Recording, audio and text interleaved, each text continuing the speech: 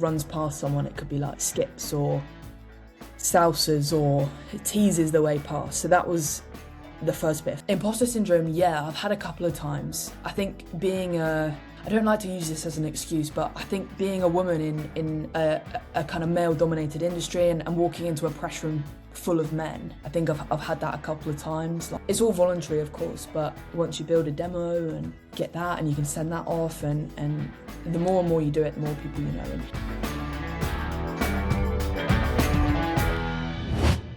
Emily, Herbert, thank you so much for joining me.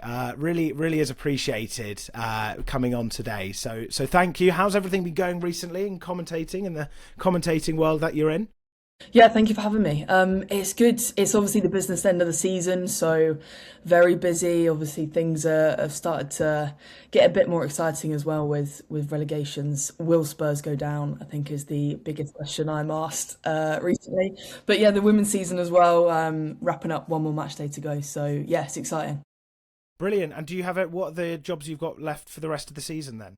I've got a couple of WSL games, the last two for Arsenal. And then there's like a relegation playoff with Leicester and Charlton, so I'm doing that one. Okay. And I think that's it in terms of commentary, but you never know what will turn up. Of course. Any plans over the summer in terms of commentating, or is that going to be a well-earned time off? Good question. Well, I mean, I think it will be a little bit of a time off, but I'm going to have to pay my rent somehow, so I'm gonna have to find something. There's like World Sevens in the women's game, which I'm trying to weave my way in, but we'll see. I'm sure there'll be something. It always works. There'll be something for sure. Well, we'll get onto networking shortly, but just before we do, I think it'd be great to get to know how you really started. So let's just go right to the beginning. When did you first think, right, okay, I like commentating and this could be a potential career? And we could also say broadcasting for that matter as well. Well, commentating was quite late on for me. I knew I wanted to be in the radio industry from quite early on. I think the woman that did it for me was Holly Willoughby on the telly. Wanted to be her. And I saw her on the telly and thought, I want to be a presenter. I want to be presenting like daytime shows. Anyway, it didn't kind of turn out that way, but that was the route I went down. So I did broadcast, just journalism at university, through that kind of route, still wanting to be Holly Willoughby. And then I lived in a house with three boys who were Liverpool fans. I had never kind of watched football before. It was never really on my radar. I played it a little bit, but nothing to kind of take me pro or anything. And I was looking at this and I was thinking, this is actually great. Like, this is really exciting. And it was networking. Someone knew someone at the local radio station and they were like, fantastic, come to the sports team. And then it kind of snowballed from there. That's really interesting. I was not expecting you to say like, oh, I want to do presenting. And then it even for you to suggest you just started liking football. So am I right in thinking like you kind of really started to like football then whilst you were at uni, or had you already been a fan to some extent before? No, I played it in like primary school, like I did the sports club growing up. I was aware that it was a sport, obviously, and I watched the World Cup and stuff, but I didn't know who anyone was back in the day growing up. And it was the thrills of Liverpool, when they were doing well. That got me into it. Nice. So what uni did you go to then? And how long ago was this roughly for people listening or watching so they can put that So I went to the University of Leicester and I want to say I graduated 2-3 years ago. I started during COVID year. So 2020 I started 3 years. So 3 years ago I graduated. Okay, nice. Similar time to me, actually. I think I remember Liverpool were bossing it at the time. Yeah. And I suppose, was that Jurgen Klopp's Liverpool that kind of enticed you to it? Was there anything else that kind of captured you to really like football? It was also the time that the Lionesses were up and coming. Yes, of course, yes. The Euros in 2022 was incredible. So I watched that and that really kind of drew me in. And it was a sport that was kind of not at the bottom, but it was lower than men's football. And I thought, well, this could be interesting and we could kind of use each other here and push our careers up at the kind of same time. And I think that has helped me massively. Okay, Cool. So then you were living with those guys at uni. Then when did you first have your first role of commentating? Whether that was unpaid or paid, what was that? What was that like? That was so I was doing reporting for a year, Okay. which is slightly different. But my first commentary shift was the FA Cup the women's FA Cup final last season at Wembley, Oh, which is wow. was a crazy experience. Yeah, I know. I mean, Lucky. given your quality, and I know you're a guest coming on here, and I don't want to just seem like I'm just saying all the nice things for the sake of it, but given your quality now, the fact that you've been doing it for what 2 years is incredible. Thank you. So you started off reporting. When was your first reporting role, or like, yeah, I guess I want to say, when was the first real? What was the first real thing you did that kind of catapulted you to then go into commentating and reporting?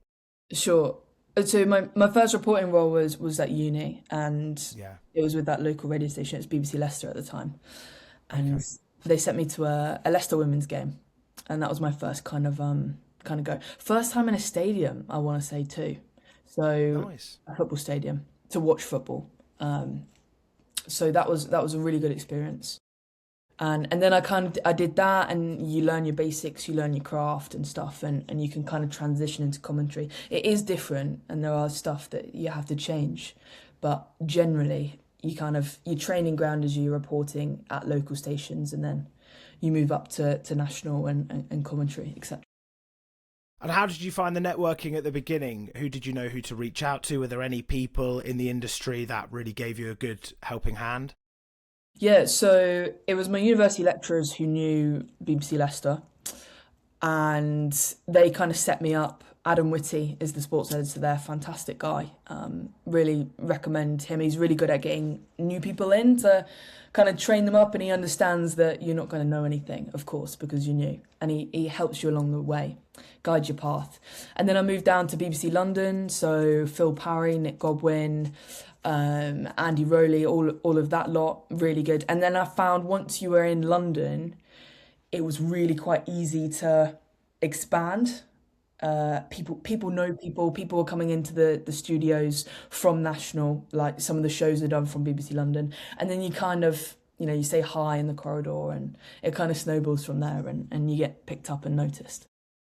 Okay, brilliant. So how long were you with BBC Leicester for? And then until, yeah, I guess how long were you with BBC Leicester before you then came to BBC London? And how long have Yeah. you now been at BBC London? Uh, I was at Leicester for about a year, maybe 2 years, on and off, freelancing. And BBC London I've been since leaving uni, so about 3 years probably. But again, it's freelancing and kind of hopping around. Yeah, nice, nice. So then, obviously, coming to the now, in terms of BBC London, what are kind of the gigs you're getting at the moment, and how much work would you be say you're probably doing per week? With BBC London is it's probably more producing, Yeah. sorry, at BBC London, Oh, because okay. they have staff that do the commentary and the on-air presenting and stuff. So it's kind of just behind the scenes at BBC London, but that's okay because they Okay. pay the bills and stuff. And in the summer it picks up because like people are on holiday and stuff, so it's okay. Sure. But obviously what I want to be doing is on-air stuff, which you have to look for Yeah. elsewhere. And where do you think you have to look for that stuff? I mean, some people listening might think, where could I go? What would you say to them? Yeah. Well, local radio, I'd try a local radio station first because that is a brilliant way in. Hospital radio, another fantastic way in. Um, Joining a club, like a non-league club. So I did a couple of bits with Maidenhead United Mm, at the time nice. in my local club. They were great. It's all voluntary, of course, but once you build a demo and get that and you can send that off and the more and more you do it, the more people you know. And it is, I'm sure you've had other people on here say this, but it is who you know, not what you know. Yeah. I think that's the thing. A lot of people will be aware of that, and it's kind of the idea of, well, how do you gain that knowledge? And it is a case of just starting unpaid, and then based off what you're saying, kind of falling in or coming across some freelance shifts, and I do think that London effect can really help matters. Okay, cool. So in terms of like now, it's interesting you're doing the producing. So just to kind of wrap up on what you're doing at the moment. So is it fair to say it's kind of a mix of reporting, which you document a lot on your TikTok? We can get onto that, commentating, and then also doing the producing behind the scenes as well. Yep, that's it. That's all Sure. my work. Yeah. It seems like producing is quite a good way in as well, because I feel like a lot of people have said to me producers are the people that kind of know everyone, like they're the people who call the shots. What do you think about that statement? Do you agree, or do you Yeah. think? Well, at the end of the day, they run the show. Like it's their Yeah, of decisions. course. It's not the presenter. They'll have an input, of course, but the producer will find the guests, play the audio, choose what audio it is. So yeah, they'll kind of steer the ship, and then the presenter will kind of lead it. But it's important, I think, to know about producing. If you want to do on air stuff, it is important to know how to produce because then you can kind of get a sense of when you are on air what the producer wants and stuff, so you can kind of work it that way. Yeah, nice, nice. Okay, cool. So then going on in terms of the at the moment, what would you say has been some of the best feedback you've received, and have you, yeah, I suppose, gone from a couple of years ago not having done it as much to now? What do you think's really helped you along the way to hone your craft? In commentary specifically, or Oh, do you know what? Let's do, yeah, in commentary. Yeah, in commentary. okay. There's a guy called Rob Northman that gives feedback to everyone. So if you come across Rob Northman, make sure you get him to stick around. So he has Okay. told me, what has he said? So radio and TV commentary are different, but he specifically did radio for me, and it's about kind of saying the same thing but different. So on my commentary sheets, I have a word bank. So for example, how a player kind of runs past someone, it could be like skips or sousas or teases the way past. So that was the first bit of feedback, kind of say the same thing but use a different adjective or a different way of saying it. So increase your vocab.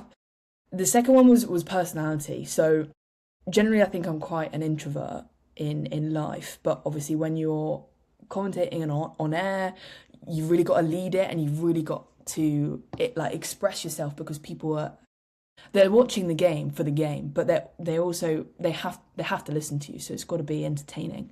So loosening up and just having fun with it. Don't think of it as a job. You're there to have fun, and you're watching along. You're watching as a viewer, really, or as a fan, if it's an England game, for example, or your club. So make sure you are aware of that and are having fun at the end of the day. I think are the two biggest bits of feedback. Yeah, sure. So in terms of, I think it's interesting you're saying you're being an introvert, and I suppose going into this industry. Do you think there were any points at the beginning of your time where you maybe found it quite tricky, or was that something where you could maybe park your, I don't know, your introverted self and then be able to just kind of have this new persona that could be more, I don't know, I guess talkative? I guess introverts can still be talkative, but yeah, what would you make of that? Yeah, I think so. I think it's like you put on a different hat. It's almost like two different personalities, I guess. Yeah. Like at home, I'm quite quiet and I like my own things and that sort of world. But when when I watch a game of football and I'm commentating it, it's like you're transported into like a different world and you're so engrossed and your whole vision is this football game and you're so in it and every chance is like an adrenaline rush really. Yeah, totally. And Oh, brilliant. yeah, that's probably what it's like. So in terms of TikTok, obviously you're doing really well on that and the social media. When did you come up with that idea thinking, right, I'm going to get on socials? And I suppose, yeah, I'll ask that question first. Yeah, well, it's actually one of your guests that you got coming up is Rich Wolfenden. I saw him doing it and I thought, hey, this is a fantastic idea. I'm going to jump on this train. So I owe a lot of it to Rich, and I did message him actually, and he's a great guy, very nice, and a great commentator as well. Yeah. So, and it's really easy to do, obviously, because I'm working it anyway. I'm doing it. I'm doing the job, so I kind of just prop my phone up and recorded it and then posted it, and it kind of it blew up, and I thought, wow, this is cool. Like, I'm gonna keep doing this, and then obviously, yeah, got bigger and bigger. Yeah, totally. I saw you did a thing with Cole's microphones recently. How did that come about? That's cool. Yeah, well, I'm a bit of a nerd, to be honest with you, with like how things work and why they look so old, and Yeah, fair enough. be a reason why this design hasn't changed for so long. So I just messaged them on Instagram and was like, "Can I come and see how you work?" And luckily, they're only like an hour away. So they're really nice, like a family-run business. They make everything still in this factory in Hertfordshire, and like they gave me full access to this factory, and I just brought my friend along and we just filmed some bits, and yeah, it was fantastic. Really nice guys. Think what that shows as well, and it kind of relates to what you were saying previously about networking. The fact that you messaged them straight away and were like, right, I want to do that, I'm going to do that, I think is pretty inspiring for people, because it means if people want to do something, go get it, all right, with that. And that's exactly what you kind of have to do in this career. And I think that is a good a metaphor of that. But yeah, that was a cool video, seeing that in full swing. So in terms of obviously TikTok successful now, that's doing well, and I guess you'll carry on doing that. I suppose things you can't really help. How have you been able to deal with nerves, and is that something you still get before reporting or before commentating? I don't think it's nerves, to be honest with you. When I first did it, yeah, there were nerves for sure, but I think it's more excitement and adrenaline. I still get like that feeling in my heart, like the adrenaline rush, when they're just about to come to me. But I think it's not nerves. It's I can kind of control it, because I think you can tell as well when someone is nervous on air, like stumbling over their words. And obviously on radio and TV you can't do that. So there's ways to. It's different for everyone, I guess. It's just, breathing or working out a way to control that. But I don't think it's nerves as such. I think maybe now that you've done those games, the WSL, and when you kind of go through those barriers of doing a bigger event, it's kind of like you start to thicken your skin and start to get just Yeah. more used to it. And you trust yourself as well, of course. You know you can do it, so why should you be nervous? Do you remember a time when you felt pretty nervous, especially at the beginning of your career? Perhaps when you've got given some of those jobs for the WSL, do you remember a time when you were really nervous, and perhaps how you dealt with it there and then in the build up to that game?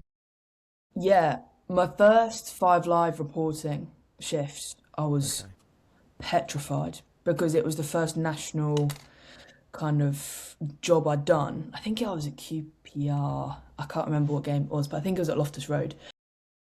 Luckily, it was a ground I'm familiar with. I've been there a handful of times before, so that was all easy, and I knew everyone there. How I dealt with it, I think it's just you just got to do it, and you've just got to believe. Like, I'm here for a reason. They've picked me and they've given me this opportunity because they're aware that I can do the job, or they believe in me that I can get better and do the job. So I think you've got to believe in yourself and trust yourself that you can do this. Yeah, nice. I like that. And in terms of, I suppose the next bit I was going to talk about was self-doubt. I know that's quite deep and negative perhaps, but I think this can sometimes happen, especially with imposter syndrome. Are these other emotions you've kind of maybe had in your career in the last 2 years? Yeah, I don't think I get self doubt. I think I'm generally quite confident, an introvert, but I'm also confident as well. I'm confident in my ability, etc. Imposter syndrome, yeah, I've had a couple of times. I think I don't like to use this as an excuse, but I think being a woman in a kind of male dominated industry, and walking into a press room full of men, I think I've had that a couple of times. Like, do I kind of deserve to be here? But the answer is yeah. Like, of course you do. You're there for a reason, and half these people couldn't do your job. So you just got to remember that. Just because they've supposedly been in the industry for years and years doesn't mean if the roles were to reverse, they couldn't do it as well as you. I think that's so good, and it's kind of like you're a bit of one of the flag bearers, I suppose, and that's what's so good about your TikTok and Instagram, because it can show a whole new, I suppose it can show a whole new generation of girls and women to go into broadcasting. Because actually, if you think about it, in the 2000s, what female commentators, or I suppose there may have been some reporters, I think I know there's Robin Fisher and Pierre Mullenstein and so many others as well, but I think to have that new kind of crop of commentators and reporters, it'll only just grow it and expand it more for women. I suppose on that, how was that kind of imposter syndrome when you walked in? Do you remember vividly what that was like, and how you kind of got through that? Yeah, well, I still get it now, to be honest with you.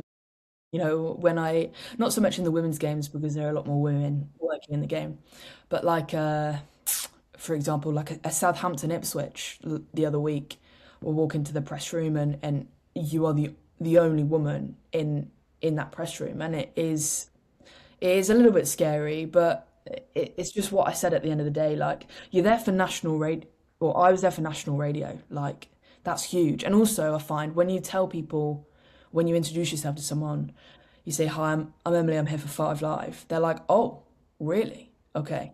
And then they start to give you a little bit more respect, and they're like, "Oh, okay. She is. She's here for Five Live.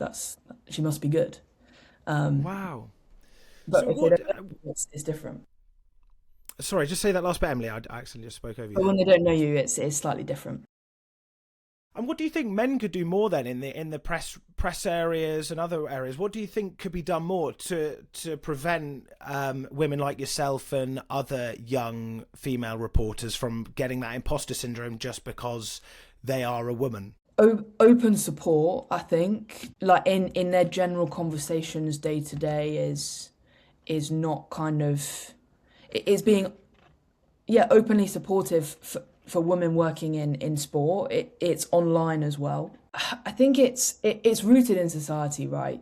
There's a lot of it on social media, hatred towards women working in football, and I think like open support from these men that have names in this industry is very valuable. Like speaking up, saying it's wrong, stuff like that is useful. And also, like, if you know someone, or if you see someone looking, a bit lonely in the press room, bit scared, like, go over and just introduce yourself.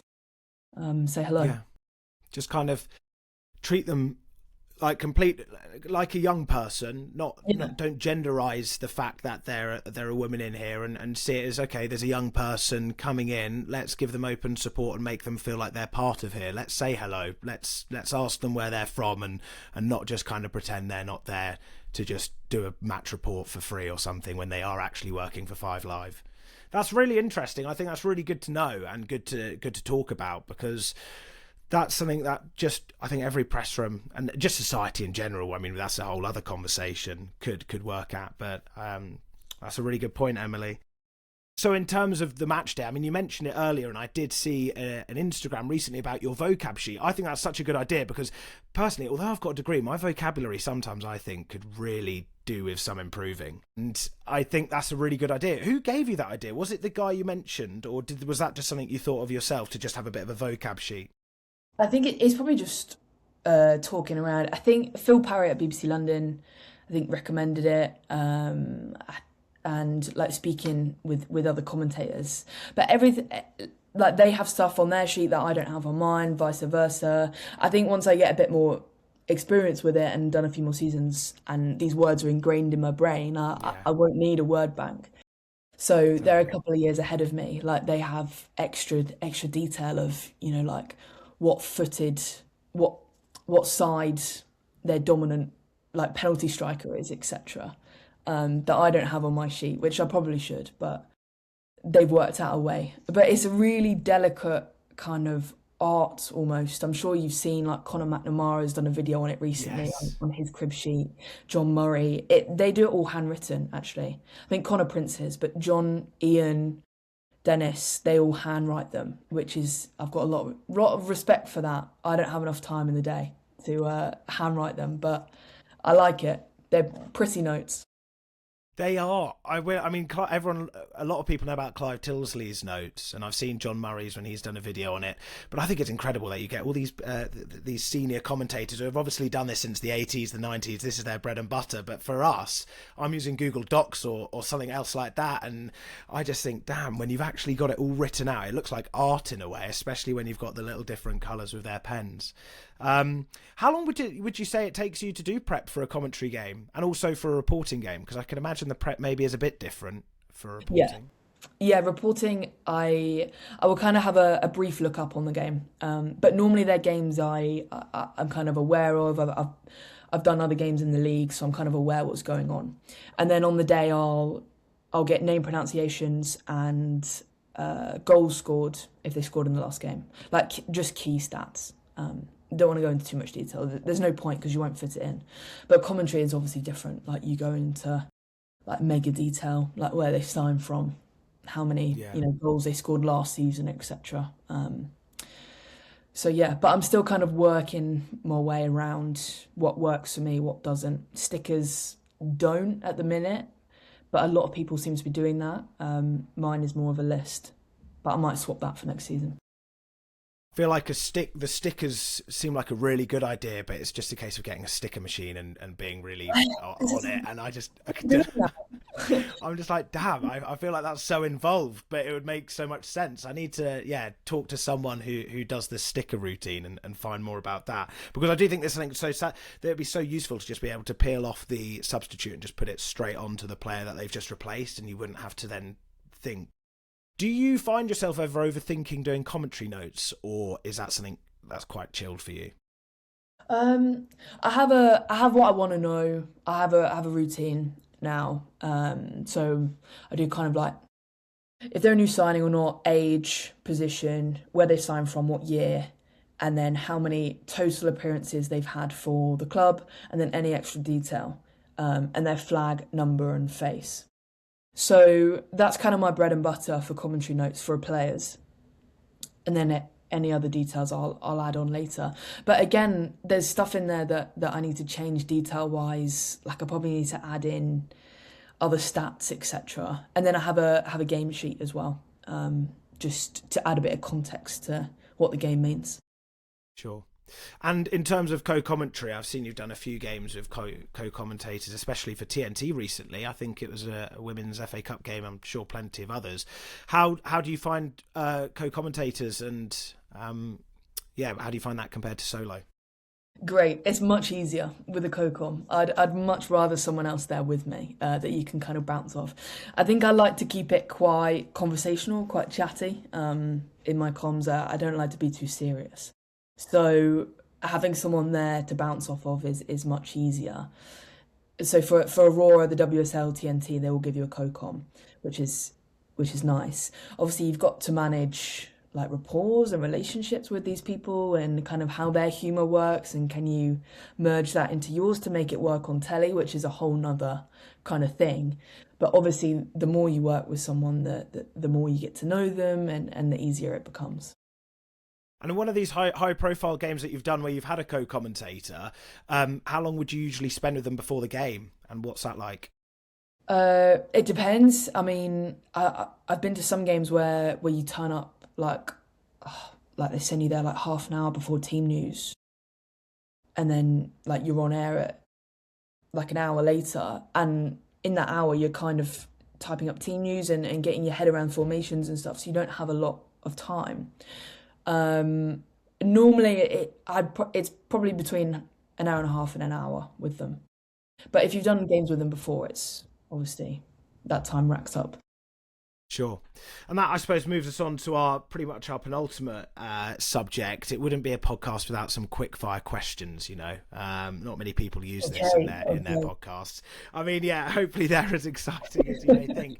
I guess it was on the topic of a co-commentator. I'll start with that one. Who's been your favourite co-commentator? And I'm not trying to get you to be biased here. No, it's fine. No, go. I've enjoyed working with all of them. But my favourite that I think works best for me, can I have two or just one? Of course you can. Of course. Tash Dowie is probably my favourite. High energy, which kind of matches me, and on match day, which I really like. And also Lucy Ward, she's just fantastic, like really professional but funny and cool as well. So, okay, who's one co-commentator you would love to work with? Rob Green, the Nice. former England goalkeeper. I've heard him on Five Live quite a lot, and I do some stuff with him on Mondays at BBC London. And he's funny, so I'd quite like to work with him. Is that the Monday night club that you do that for? No, Or not is for it other Five bits? Live. Oh, okay. BBC London, so it's kind of their spin on the Monday Night Club. Oh, brilliant. Nice. Rob Green, that's a good one. Okay, cool. What's the best stadium you've been to commentate at? Or report? Best stadium to work at probably is boring. Probably the Emirates, to be honest with you. I haven't worked abroad yet. Ooh. Maybe next year. Fingers Yeah, crossed. next year, of course, of Maybe course. Brazil Okay. for the Euros. Yes, absolutely. That'd be insane. Yeah. The Maracanã. So okay, and then what about the worst stadium, or the trickiest maybe in terms of gantry size? Uh, Sutton United is pretty low. Bromley is quite bad as well. For space wise, Millwall isn't great in the press Okay. box. It's quite tricky to get in and out of.